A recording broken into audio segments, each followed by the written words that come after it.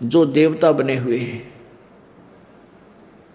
अब उन देवताओं को जब ये देवता पद प्राप्त करने की या स्वर्ग जाने की जो साधना करके चले गए, उसी साधना को ये अंतिम मान रहे थे, श्रेष्ठ मान रहे थे। तो वहां जाने के बाद फिर इनको याद आता है कि वेदों में लिखा है, क्योंकि जिन ऋषि महर्षियों ने वेदों अनुसार साधना की और वो कहाँ गए, ब्रह्मलोक में। ब्रह्म की पूजा करने वाले ब्रह्मलोक में जाते हैं।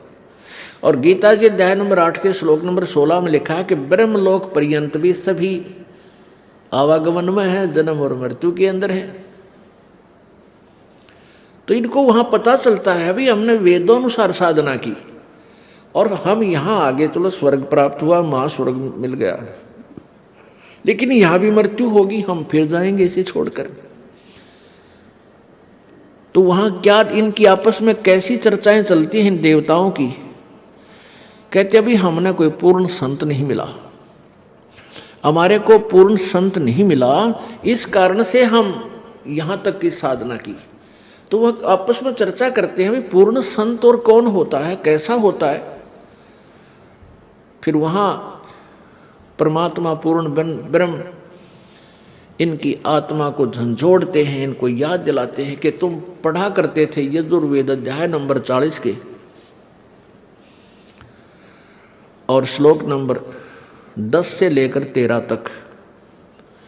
उसमें लिखा है कि वेद ज्ञान देने वाला जो प्रभु है वो कहता है कि वो परमात्मा की, पूर्ण परमात्मा के विषय में यथार्थ जानकारी, वो जन्म लेता है या नहीं लेता है, वो साकार है या निराकार है, उसके विषय में जो जानकारी है वो किसी तत्वदर्शी संतों से पूछो, सुनो।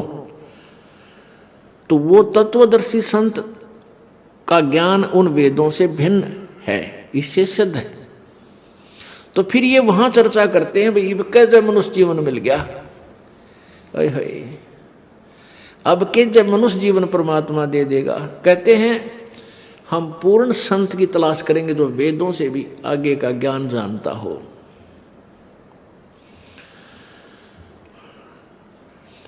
अब परमात्मा अपनी सच्चिदानंद घन की वाणी में 5वें वेद में कहते हैं इस देही को देवालोचन तू नर क्यों उकलाता। जैसे कई व्यक्ति दुखी हो जाते हैं अपने प्रारब्ध के पापों से, संकट के ऊपर संकट, संकट के ऊपर संकट आ रहा है, तो वो क्या दुखी होकर के क्या धारणा करते हैं, हे भगवान आत्महत्या कर लो। इसके विषय में परमेश्वर अपनी वाणी में कहते हैं इस देही को और देवता लोचे तू नर क्यों उकलाता। इस मनुष्य शरीर को तो देवता भी तरस रहे हैं जो तुझे प्राप्त हुआ है, और तू इससे क्यों उकलाता है, यानी इससे क्यों छक लिया।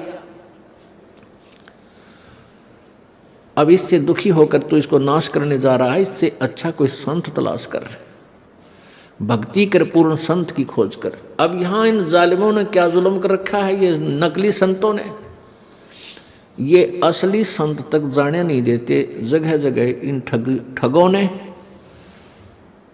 अपनी दुकानें खोल ली, ना इनको कैखे का पता, ना भगवान का पता, ना भक्ति का ज्ञान, और लंबे चौड़े आश्रम बना लिए और ऐसी मार्मिक बातें लिख दी। सचखंड की सड़क, वो तरह का जो सचखंड, सतलोक की सड़क माने सीधा रास्ता, पक्की, जिसमें कोई बाधा ना हो।